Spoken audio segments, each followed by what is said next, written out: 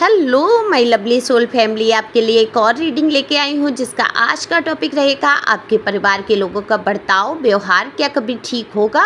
क्या ऐसा ही सब चलता रहेगा? क्या जीवन भर आप इसी दुविधा में जीते रहेंगे? ऐसा क्या करें आप कि सारा कुछ ठीक हो जाए? तो यही तो देखना है आज टैरो कार्ड के माध्यम से और डिवाइन गाइडेंस होगी बहुत सारी आपके लिए। तो आप वीडियो के एंड तक रहें और देखें कि डिवाइन क्या कहना चाहते हैं आपसे और कैसे आप उभर पाते हैं इन सारी मुसीबतों से। और अगर आप बहुत ज़्यादा प्रश्नों से घिरे हुए हैं तो पर्सनल रीडिंग के लिए दिए हुए नंबर पे संपर्क कर सकते हैं। पर्सनल रीडिंग फ्री नहीं है, फीस भी कुछ ज़्यादा नहीं है। और प्लीज़ ये मत कहा करिए कि कम कर लीजिए कि ज़्यादा है कि बहुत कम है। जैसा भी है जो है बहुत मामूली फ़ीस है, क्योंकि इससे कम कहीं है नहीं। ये आपकी एनर्जी को पिक करने के लिए केवल मैं फ़ीस लेती हूँ। आपको मिलता क्या है? आपको बहुत सारी गाइडेंस मिलती है, आप हील हो पाते हैं, आपको रास्ते मिल जाते हैं और सबसे बड़ी बात है आपको उपाय भी इसमें फ्री मिलते हैं। तो आप अपनी रीडिंग करा सकते हैं, मुझसे ही नहीं, आप चाहें तो किसी और से भी अपनी रीडिंग करा सकते हैं। लेकिन अपने मन के जो विचार हैं, जो कुंठाएं आपके अंदर भरी हैं, जो हीन भावना से आप भर रहे हैं, उनसे उभरने के लिए आप एक बार रीडिंग ज़रूर कराएं।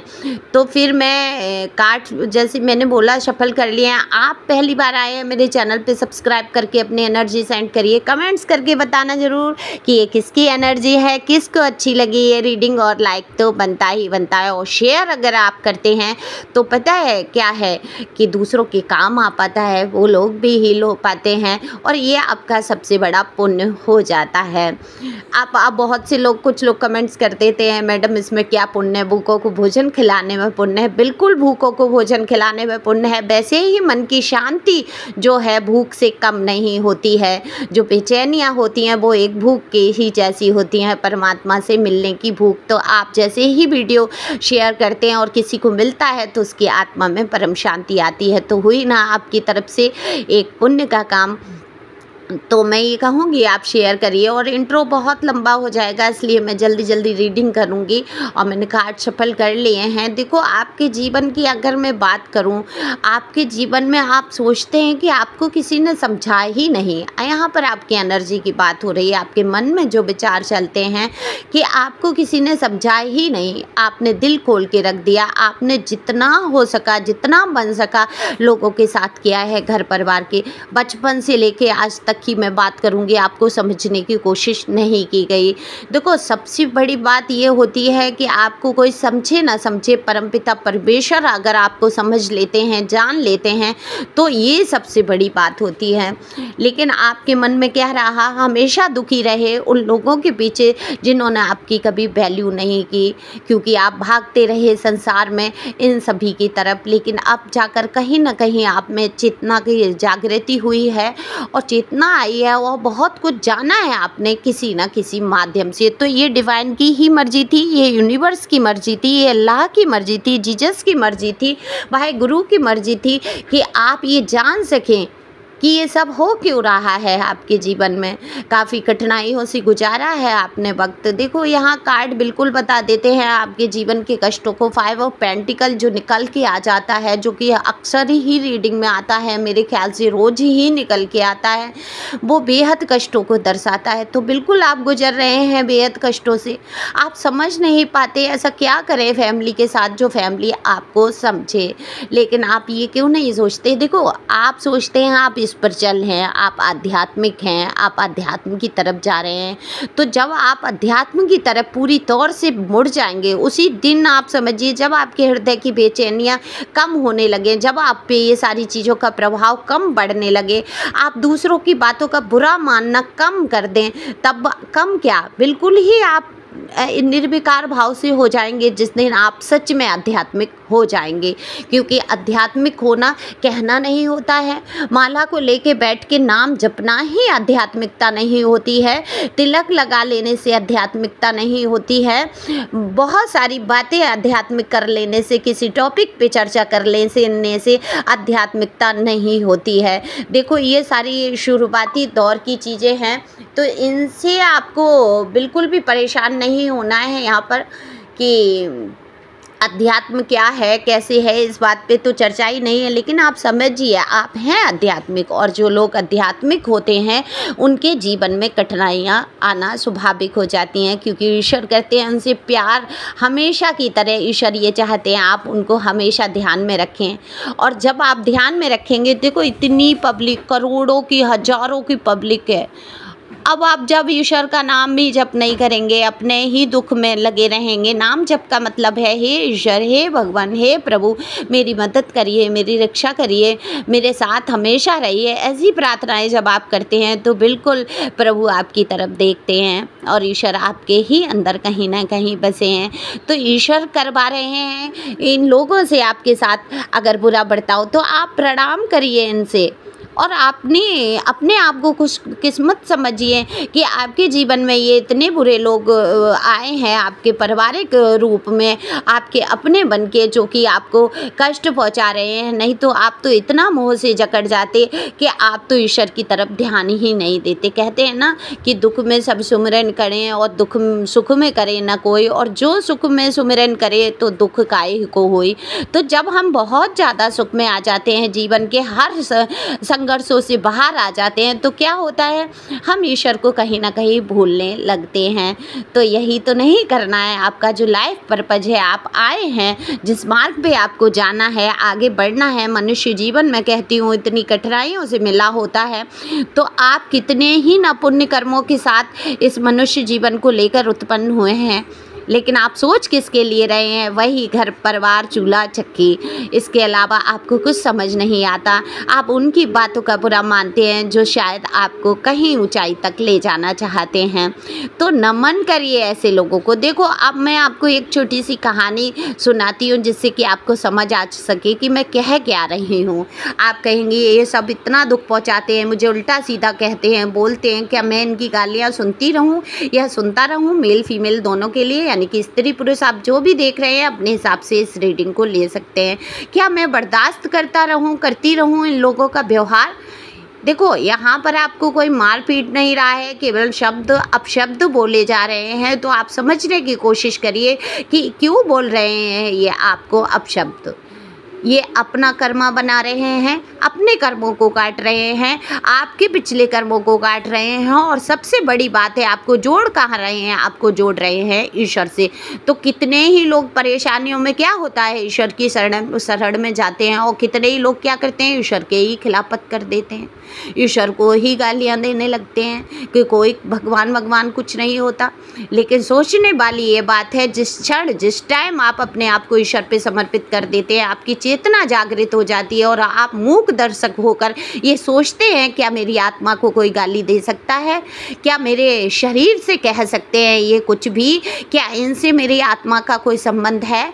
ना मेरी आत्मा का इनसे कोई संबंध है, ना मेरा यहाँ पृथ्वी पर कोई लेना देना है। मैं कुछ समय के लिए यहाँ आया हूँ, सबको सुख देने के लिए, सबको प्यार देने के लिए ईश्वर का भेजा हुआ मैं एक दूत हूँ। जो अशांत हैं, जो आत्माएं ये मेरे रिश्तों में आई हैं और इनको शांत करना ही मेरा उद्देश्य है।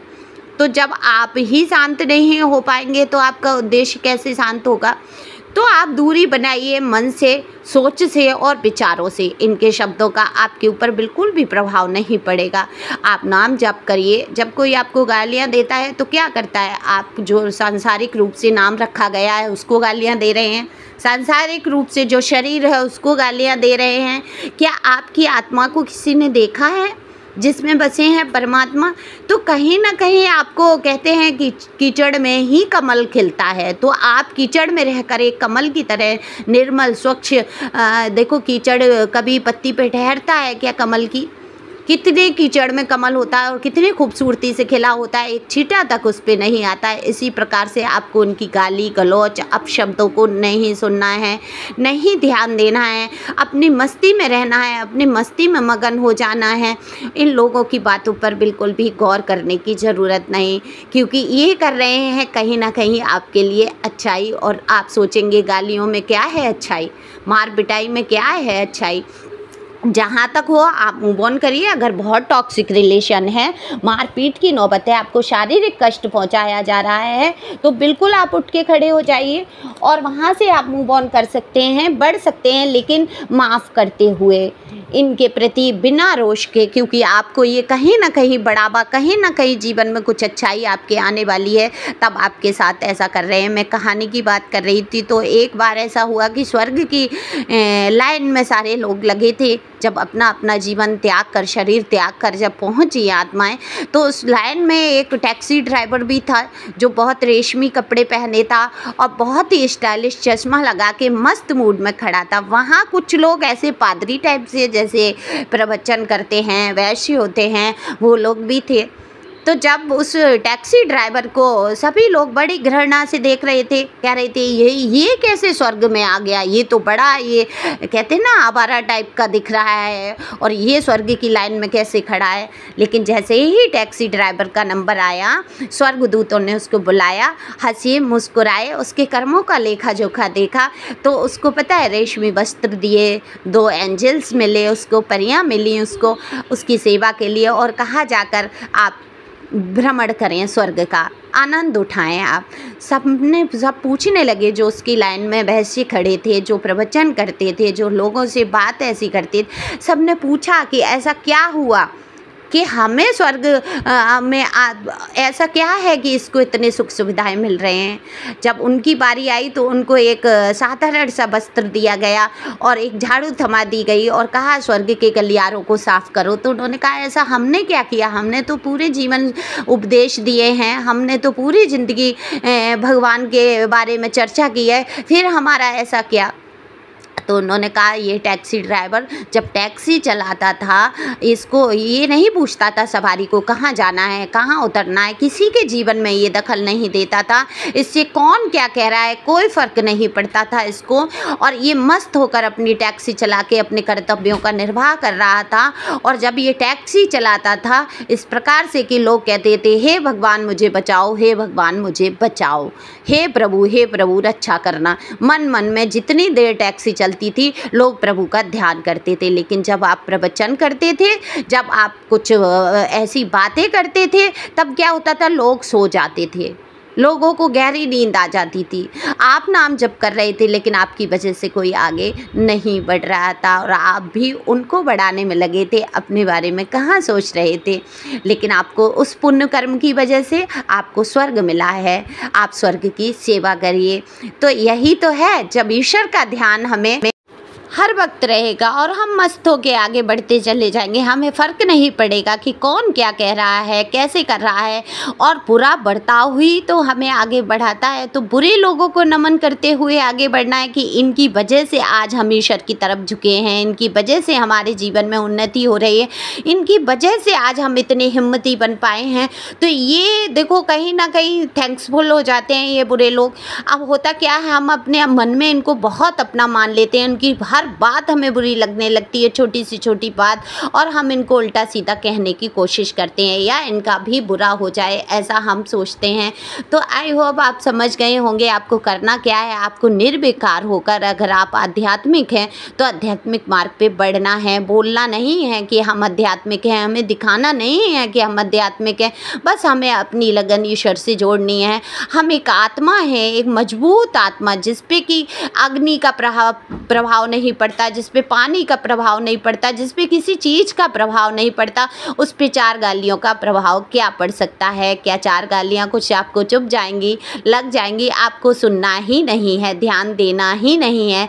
ये वो अपना कर्मा बना रहे हैं और आपको आगे बढ़ा रहे हैं। तो दिल से क्षमा करते हुए आगे बढ़िए, क्योंकि बुरा बर्ताव दूसरों का आपको बहुत आगे तक ले जाता है। तो आप आगे देखिए क्या उन्नति कर सकते हैं, कैसे खुश रह सकते हैं, कैसे अपने आप को प्यार कर सकते हैं। सेल्फ लव में आइए, अपने आप ध्यान दीजिए, अपने आप से प्यार करिए। और जब आप अपने आप से प्यार करने लगते हैं तो आपके परिवार वाले सभी आपसे प्यार करते हैं। तो रिएक्ट करने की वहाँ पर ज़रूरत नहीं है इन लोगों के बुरे बर्ताव की। आपको सोचना नहीं है कि ये सब बुरा बर्ताव कर रहे हैं, ये सब कर रहे हैं आपकी मदद आध्यात्मिक क्षेत्र में जाने की। तो ये सबसे बड़ी बात होती है, बुरा बर्ताव आपकी मदद करता है आध्यात्मिक क्षेत्र में ले जाने की। तो आप बढ़ रहे हैं ईश्वर की तरफ, और ईश्वर जिसके साथ होता है उसे सांसारिक लोगों की बिल्कुल भी ज़रूरत या किसी प्यार की ज़रूरत नहीं होती जब ईश्वर आपसे प्यार करते हैं। आई होप आप समझ पाए हों। कमेंट्स करके बताना ज़रूर आपको ये वीडियो कैसा लगा, और आप खुश रहें, मस्त रहें, आगे बढ़ते रहें। ईश्वर सदैव आपके साथ हैं, कभी भी आप अकेले नहीं हैं। और पर्सनल रीडिंग ले सकते हैं divine tarot with Richa M channel को भी ज्वाइन करिए, जिससे कि आपको वहाँ भी रीडिंग सुनने के लिए मिले। वहाँ भी अपना प्यार दीजिए। Thank you for watching my channel. Thank you angel, thank you viewers, thank you.